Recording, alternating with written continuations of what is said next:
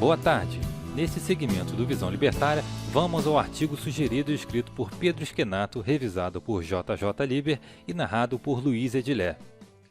A Revolta de Canudos sob uma perspectiva austro-libertária. A Revolta de Canudos fora um dos maiores movimentos de tentativa de resistência à República do Brasil.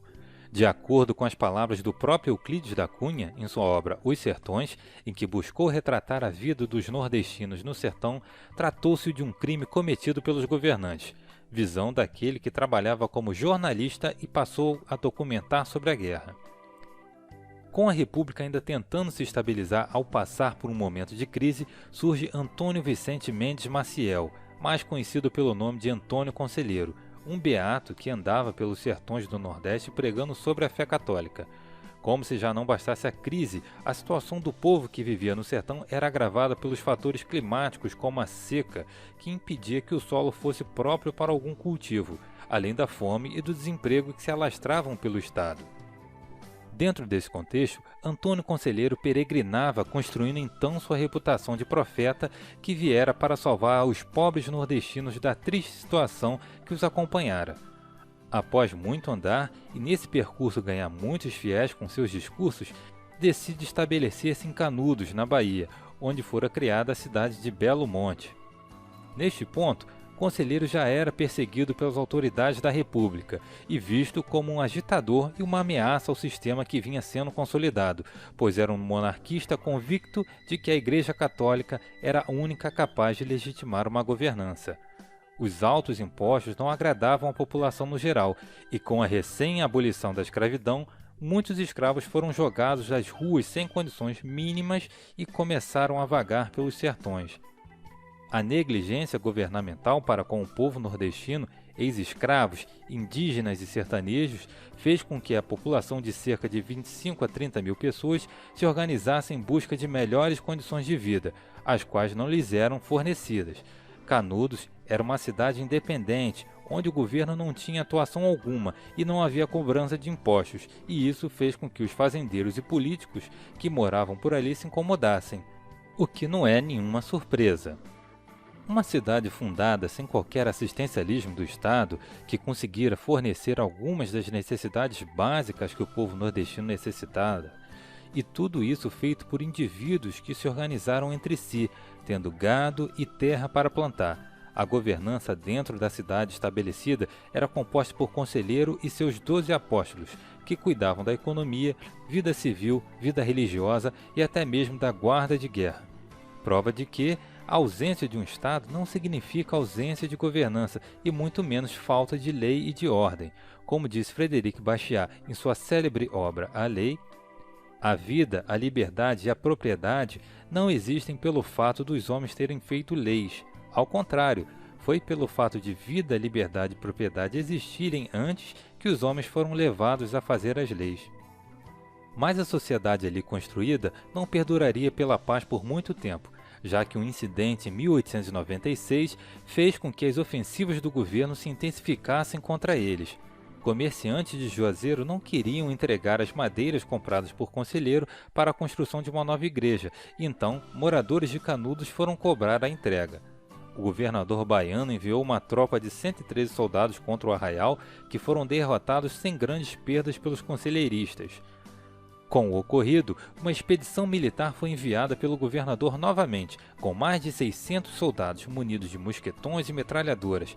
Novamente foram derrotados pelos soldados e conselheiros, com armas precárias e completamente embargadas economicamente, como facções de folha larga, chuços de vaqueiro, que é um cacetete de madeira, foices e varapaus. Após esse conflito, a guarda de conselheiros estava munida com as armas dos soldados derrotados e começou uma onda de ofensivas contra Belo Monte. Nesses últimos conflitos, encontramos uma situação curiosa, mais precisamente no que gerou as ofensivas.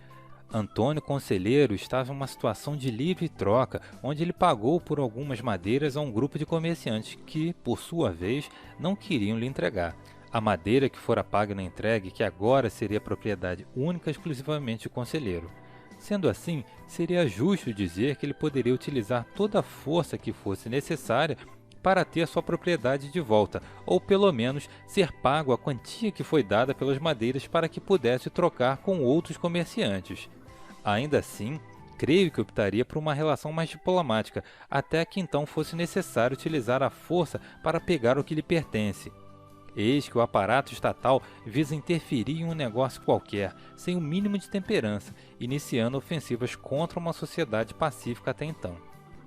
É curioso que o Estado, sempre que se sente ameaçado, utiliza narrativas diferentes para tentar se convencer de que faz o correto, sempre prejudicando ainda mais onde queria supostamente ajudar. Também é importante ressaltar que é um problema criado pelo próprio Estado ao negligenciar apoio à população pobre do Nordeste e ainda assim taxá-los com altos impostos. Como sempre, não demorou muito até as notícias chegarem às várias capitais, colocando Canudos como um movimento radical que buscava restaurar a monarquia. Na capital da República, o presidente Prudente de Moraes era pressionado pelos militares, escritores, jornalistas e diversos grupos sociais, responsabilizando-o pela não repressão imediata a Antônio Conselheiro. Veja que, até os dias de hoje, o jogo político não mudara muito. Até mesmo em eleições, você necessariamente precisa colocar o teu oponente como um anticristo na Terra. Nunca é uma questão de ideias, e sim em que parece menos pior dentro de uma narrativa fechada, e quase sempre a narrativa está totalmente errada. Sob a constante pressão, foi organizada uma terceira expedição formada pelo Exército Brasileiro, contando com 1.300 homens, 6 canhões e chefiada pelo coronel Moreira César, que era um veterano na luta contra os federalistas gaúchos. O fato curioso é que este seria morto do mesmo jeito pelo qual levava sua fama de corta-cabeças, recebida na repressão da Revolução Federalista, onde mandou assassinar mais de 100 pessoas a sangue frio. Mais uma vez, o Estado era derrotado pelas forças de Conselheiro que eliminaram Moreira César e o segundo chefe da guarda, Pedro Nunes Batista, forçando com que as forças do Exército recuassem mais uma vez. A sociedade, que se formara pela livre iniciativa de pessoas que viviam em uma situação de miséria no Nordeste do Brasil, foi capaz de combater o Exército Brasileiro e as guardas da Bahia 3 vezes, criando, além disso, condição de vida melhores para todos em Belo Monte, com um comércio, comida e lar para as pessoas carentes que se dispusessem a trabalhar pela construção da cidade. A narrativa crescente de que o conselheiro queria restaurar a monarquia, o que era uma mentira, intensificou-se nos estados do Rio de Janeiro, São Paulo e na capital da República.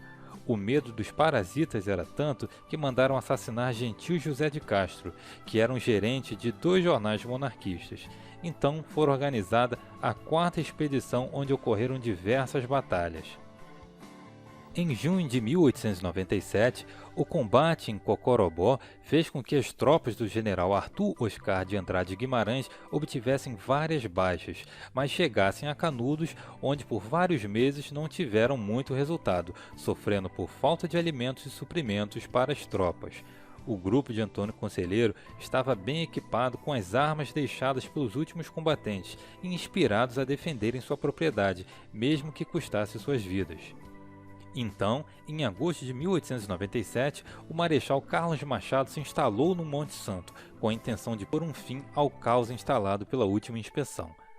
Após várias batalhas árduas que duraram muitos meses, Conselheiro foi morto em 22 de setembro, supostamente por uma doença, e após uma falsa promessa da República de que a população seria poupada, alguns sobreviventes se renderam e ergueram a bandeira branca. Um último grupo ainda tentou resistir na praça central da cidade, onde mulheres, crianças e soldados foram assassinados sendo degolados, um dos maiores massacres feitos pela República do Brasil. Estima-se que em torno de 25.000 pessoas foram assassinadas naquele dia e a cidade inteira foi imersa em chamas e destruída. Podemos ver que mesmo com todos os esforços do exército brasileiro, ainda demoraram muito para derrubar um exército formado por indivíduos livres. Indivíduos que tinham uma ambição além de se estender seu poder de controle, de defender suas famílias e seu território. Organizações criadas pela livre iniciativa são movidas por ideias mais fortes do que o Estado pode derrubar, e que, para derrubar, não hesitaram em erguer seus fuzis contra uma população inocente. Para mim, isso é mais do que uma verdadeira prova do que a palavra Estado significa, a qual, pela definição de Rothbard, é a sistematização do processo predatório sobre um determinado território, uma organização criminosa que vive às custas da população. Ela é o ladrão que te aponta o fuzil e te deixa apenas com uma alternativa, que é fazer o que se manda. Esse artigo não é uma defesa dos atos de Antônio Conselheiro quanto à governança de Belo Monte, mas uma perspectiva pela qual indivíduos que estavam em uma situação de menos satisfação se organizaram em busca de melhores condições por livre associação. De forma geral, é incontestável que a reação governamental é sempre violenta, buscando o interesse próprio e nunca o da população. E a história se repete até os dias de hoje em muitos casos.